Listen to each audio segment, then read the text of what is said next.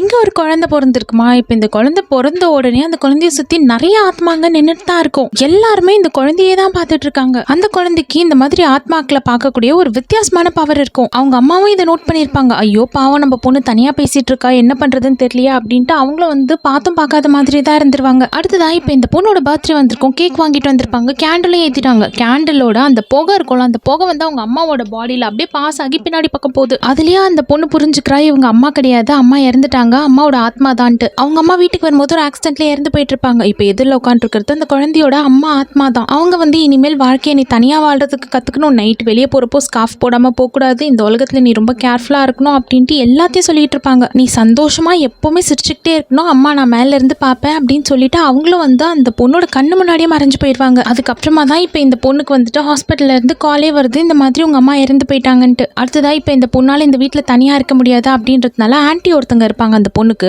அவங்களோட வீட்டுக்கு போயிடுவா. அவங்க வந்து இந்த பொண்ணு வீட்டுல வச்சு பாத்துக்கிறதுக்கு காரணமே இப்ப இந்த பொண்ணோட அம்மா பேர்ல ஒரு சொந்த வீடு இருந்துச்சு, அந்த வீட்டுல இருந்து வர வாடகை, அடுத்ததா அவங்க அம்மா இறந்ததுனால வர இன்சூரன்ஸ் அமௌண்ட் தான். அந்த பொண்ணு வீட்டுல அதுக்காக மட்டும்தான் வச்சிருக்காங்க. ரொம்ப குடும்பப்படுத்துறாங்க. வீட்டுல இருக்க எல்லா வேலையும் இந்த பொண்ணு தான் செய்யணும். சரியான சாப்பாடு கூட கிடையாது. இப்போ வெளியில மழை பெய்யுது, மழை பெய்யறப்போ அந்த பொண்ணு வந்து கொடை கூட எடுத்துட்டு போக கூடாது. இப்போ அவங்க அம்மா கூட கடைசியா சின்ன வயசுல ஒரு பர்த்டே ஸ்பெண்ட் பண்ணிருப்பாள், அதுதான் வந்து நல்ல பர்த்டே அந்த பொண்ணு செலிப்ரேட் பண்ணுது. அதுக்கப்புறம் அந்த மாதிரி பர்த்டே செலிப்ரேட் பண்றதுக்கு இந்த பொண்ணுக்கு ஆளே கிடையாது. வீட்டுல இருக்கிறவங்களும் சரி கிடையாது, சித்தியும் வந்து சரியா பாத்துக்க மாட்டேங்கிறாங்க தான். என்னைக்காச்சும் நம்மளுக்கு பிடிச்ச மாதிரி நம்மளோட வாழ்க்கை மாறும், நம்மளோட வாழ்க்கையும் அழகா மாறும் அப்படின்ட்டு இந்த பொண்ணு வந்து எதிர்பார்த்துட்டு காத்துக்கிட்டே தான் இருப்பா. இந்த பொண்ணோட எல்லா ஆசையும் நிறைவேற்றுற மாதிரி கடைசியில ஒரு காப்ளினையும் மீட் பண்ணியிருப்பா. அவரு தான் அந்த பொண்ணுக்கு எல்லாவுமா இருப்பாரு.